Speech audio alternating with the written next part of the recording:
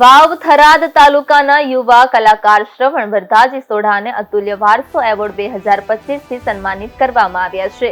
તેમને લોક સાહિત્ય અને સાંસ્કૃતિક વારસાને પ્રોત્સાહન આપવા બદલ આ પ્રતિષ્ઠિત પુરસ્કાર મળ્યો છે.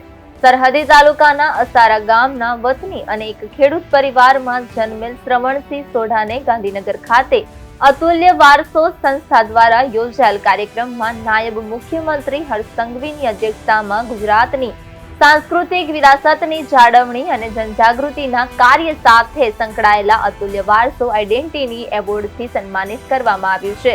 આ એવોર્ડ સાથે સાથે સરહદી સાદ બિરુદ પણ આપવામાં આવ્યું છે. શ્રવણસિંહ સોઢા ખૂબ નાની ઉંમરમાં પરંપરાગતની સંસ્કૃતિના જાળવવાના યોગદાનને બિરદાવે છે.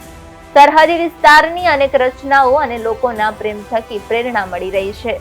શ્રવણસિંહ સોઢા એક પ્રેરણાસ્ત્રોત પ્રતિભા અને પોતાની ધરતી સાથે જોડાયેલા લોક સાહિત્ય કલાકાર છે.